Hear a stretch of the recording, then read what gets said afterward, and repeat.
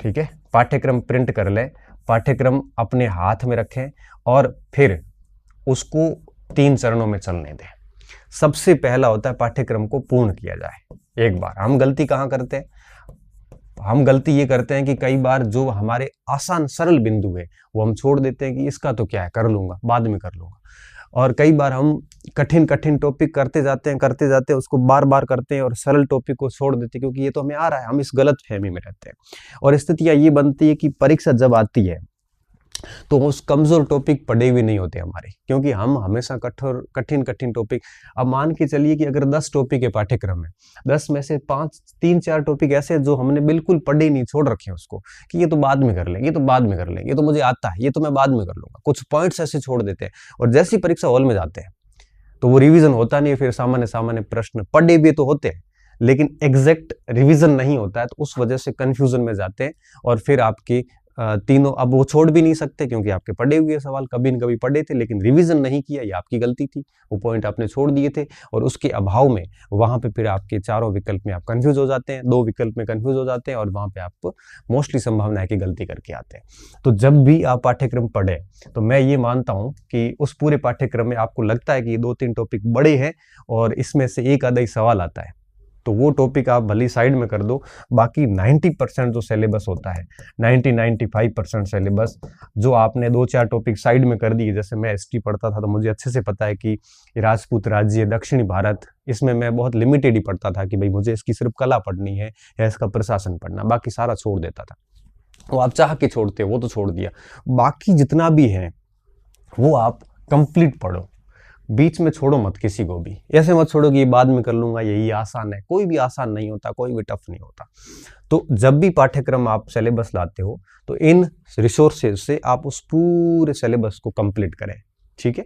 और जैसे ही पाठ्यक्रम पूरा होता है फिर आप कंटिन्यू हो जाए रिवीजन पे, रिवीजन कंटिन्यू चलने दें, ठीक है।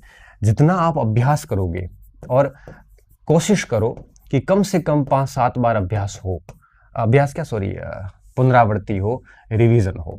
5-7 बार रिवीजन होगा तभी जाके वो जो कोर्स आपने 90-95% पूरा किया है वो जाके आपको फायदा देगा। रिवीजन आप कैसे भी कर सकते हैं, 5 दिन पढ़िए, 2 दिन रिवीजन कर लीजिए, या फिर आप टॉपिक पूरा पढ़ के फिर उसको वापस पढ़ लीजिए, कैसे भी कर सकते हैं। या आपके ऊपर है कि आप उसको रिवीजन को कैसे करते हो, या पूरा पढ़ने के बाद फिर वापस शुरू करो, फिर वापस शुरू करो, ऐसा कर सकते हो। और तीसरी चीज होती है अभ्यास। ये 3 चीजें बहुत ज्यादा जरूरी है। अभ्यास कब शुरू होता है? अभ्यास होता है रिवीजन और इसके साथ में। पहले जब पाठ्यक्रम पूरा करते हो तब तक अभ्यास की जरूरत नहीं है ना।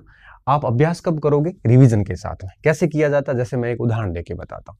जैसे आप इतिहास का एक पाठ पढ़ रहे हैं, सिंधु घाटी सभ्यता, ठीक है।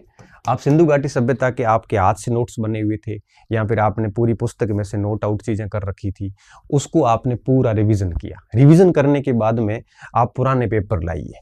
अभ्यास हमेशा पुराने पेपर से किया जाता है तो बेहतर है, ठीक है। पुराने पेपर सारे निकाल दिए, फिर आप नए प्रश्नों की तरफ जा सकते हैं। टेस्ट सीरीज से अवॉइड करो अभी स्टार्टिंग में, टेस्ट सीरीज लास्ट में दे दो 2-5 टेस्ट, इससे ज्यादा जरूरत नहीं है। फिर आप क्या करोगे? सिंधु घाटी सभ्यता के जो भी पुराने पेपर्स आए हैं उन सारे प्रश्नों को एक बार एक बार रिवीजन करने के बाद उसको निकालिए। कोई नया प्रश्न मिलता है तो अपने नोट्स में ऐड कर दीजिए। फिर आपको लगता है कि हाँ सारे प्रश्न देख लिए, कॉन्फिडेंस आ जाएगा। उसके बाद पुनः सिंधु घाटी सभ्यता की उस नोट्स को उसी समय रिवीजन कर लो। एक दिन लग सकता है, 2 घंटे लग सकते हैं। क्यों? क्योंकि जब आप वापस सिंधु घाटी को प्रश्न का अभ्यास करने के बाद फिर वापस सिंधु घाटी को जब पढ़ोगे तो जहां जहां प्रश्न आए हुए हैं वहां आपकी नजर जाएगी। अच्छा ये सवाल आया था, अच्छा लोथल भोगवा नदी के किनारे ये आया हुआ था। अब आपका पढ़ने का जो तरीका बदल जाएगा, आप उन चीजों को गौर करना शुरू करोगे। अदरवाइज क्या होता है, कई बार हम पुस्तक तो पढ़ लेते हैं, हम कंटेंट पढ़ लेते हैं, अंडरलाइन भी करते हैं, लेकिन चीजों को गौर नहीं करते। परीक्षा हॉल में जब प्रश्न आता है तो गौर किया हुआ होता नहीं, पढ़ा हुआ तो होता है, फिर हम गलत करके आते हैं। फिर वो कह रहे हैं ना कि आते हुए गलत होते, आते हुए गलत इसीलिए होते हैं कि हमने उपन्यास की भांति उस सामग्री को पढ़ लिया, उसमें गौर भी नहीं किया कि इसमें किस टाइप का प्रश्न आ सकता है, इसमें ऐसे भी प्रश्न आ सकता है, पुराने प्रश्नों का नेचर नहीं समझा, पुराने प्रश्नों को हल करने के बाद वापस उस कंटेंट का रिवीजन नहीं किया।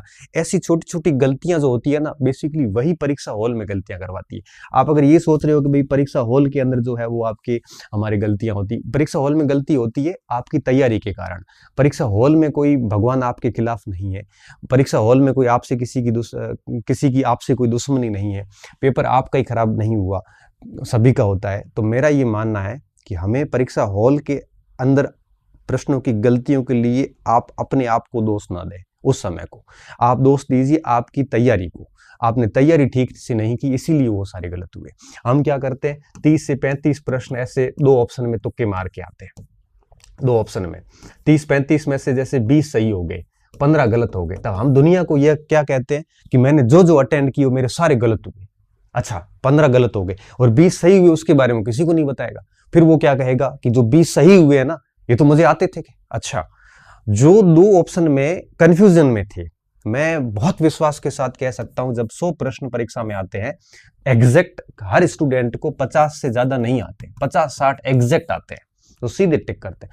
पीछे 40 प्रश्नों में से 10 छोड़ने जैसे होते हैं, 30 प्रश्न ऐसे होते हैं जिसमें डबल डिप में विद्यार्थी होता है कि दो प्रश्न दो ऑप्शन में रहता है, कंफ्यूजन में रहता है। वो 30 के 30 जब करता है तो उसमें से मान लो उसके 10 या 12 सही हो गए तो 18 गलत हो गए। अब जो 10-12 सही हुए हैं उसको वो स्टूडेंट बाहर आके ये झूठ बोलता है कि ये तो 12 मुझे आते थे और मैंने बाकी के 18 जो डबल डिप में किए, जो दो ऑप्शन में कंफ्यूज थे, वो मेरे सारे गलत हो गए। मतलब वो ऐसे प्रिटेंड कर रहा है जैसे भगवान की उसके साथ में विशेष कोई दुश्मनी है। इतना झूठ क्यों बोलते हो? बेहतर है यही कह दो कि मैंने 30 प्रश्न दो ऑप्शन वाले किए थे, जिसमें से मेरे 12 सही हो गए, 18 गलत हो गए। सभी के होते हैं। और ऐसी स्थिति क्यों आती? क्योंकि आप विकल्प पर पूर्ण रूप से निर्भर है। ऐसा बहुत कम स्टूडेंट है जो प्रश्न पूछने के बाद विकल्प को देखे बिना उत्तर देने का प्रयास करता है। आपकी स्थिति ये हो रखी है कि जब भी आपको कोई प्रश्न पूछा जाता है आप सीधा कहते हो ऑप्शन दो। जब आप ऑप्शन पे इतने डिपेंड हो तो इसका मतलब साफ है कि आपका रिवीजन पूरा नहीं है। इसका मतलब साफ है कि आपने ठीक से कंटेंट पढ़ा नहीं है। अब आपको विकल्प की आवश्यकता महसूस हो रही है। अगर आपने ठीक से पढ़ा है तो विकल्प की जरूरत नहीं होती। विकल्प की जरूरत होती है डिस्क्रिप्टिव जो प्रश्न आते हैं जिसमें 4 बड़े बड़े कथन आते हैं, वहां विकल्प की आवश्यकता होती है। छोटे छोटे फैक्ट के लिए कहां विकल्प देखना पड़ता है। तो आपने तैयारी के लेवल पर ही गलतियां करी है, उसी वजह से उसका परिणाम आपको परीक्षा हॉल में देखने को मिलता है। जब आप आते हुए गलत कहते हो, आपकी मैं भाषा में बात करूं तो आते हुए गलत होते हैं। मुझे बड़ी दया आती है उस समय कि आते हुए गलत कैसे हो सकते हैं। तो आप इस जगह सुधारिए, अपने आप को विकल्प पर निर्भर मन ना रखें। और अगर आप 5-7 बार अच्छे से रिवीजन करते हैं, ढंग से प्रैक्टिस करते हैं, किसी टेस्ट सीरीज की जरूरत नहीं होती।